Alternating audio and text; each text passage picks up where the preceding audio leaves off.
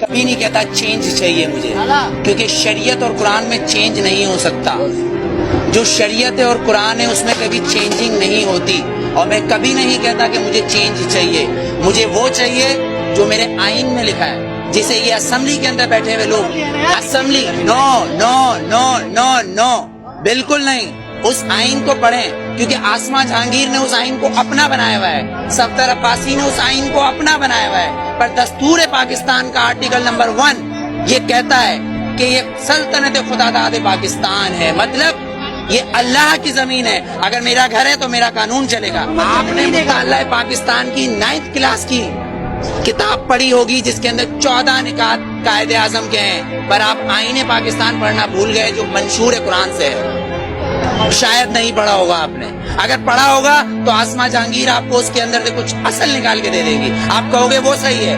طاہر الپادری صاحب کچھ نکال کے دے دیں گے، آپ کہو گے وہ صحیح ہے. لیکن اصل میں صحیح جو ہے وہ ایک قرآن اور شریعت، اس میں چینج نہیں ہوتا. جو میں چینج کبھی نہیں مانگتا. ووٹ میں بتاؤں کیا ہے؟ ووٹ کیا ہے؟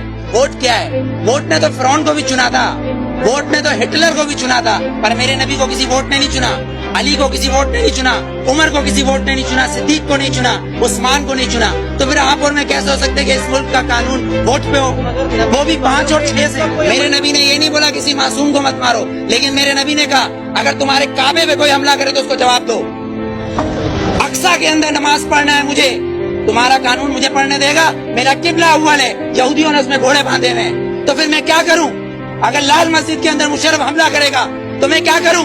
میرے گھر کے اندر میری ماں کو آگے کوئی اٹھا کے لے جائے، میں کیا کروں؟ میرا قانون اس کی اجازت دیتا ہے. میرا قانون اس کی اجازت دیتا ہے. آرٹیکل 63 اور 62 آرٹیکل 63 اور 62 اس بات کی اجازت دیتا ہے کہ چیف جسٹس کو بھی چیک کرو، چیف جسٹس کو بھی چیک کرو. لیکن یہاں تو میں پارکنگ والا کھڑا ہوں، یہ پارکنگ والا میں کھڑا ہوں، یہاں گورنمنٹ آتی ہے کہتی گورنمنٹ کی گاڑی ہے. تو یہ جو گدھے کھڑے جن کے ٹیکس سے یہ گورنمنٹ بنتی ہے، جب یہ 10 روپے اور 20 روپے دے رہے ہیں تو یہ گورنمنٹ کیوں نہیں دے گی؟ یہاں تو یہ قانون ہے.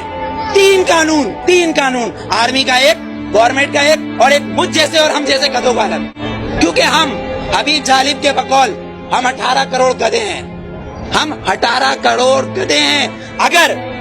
اگر صوفی محمد سواد کے یہ کہیں کہ میں دستور کو نہیں مانتا، آئین کو نہیں مانتا، تو وہ کافر، اس کو گرفتار کر لو، نظر بند کر دو، ٹھیک ہے، اس کو بند کر دو. اگر کوئی سیاستدان کہے کہ میں دستور کو نہیں مانتا تو وہ الیکشن کا حق ہے.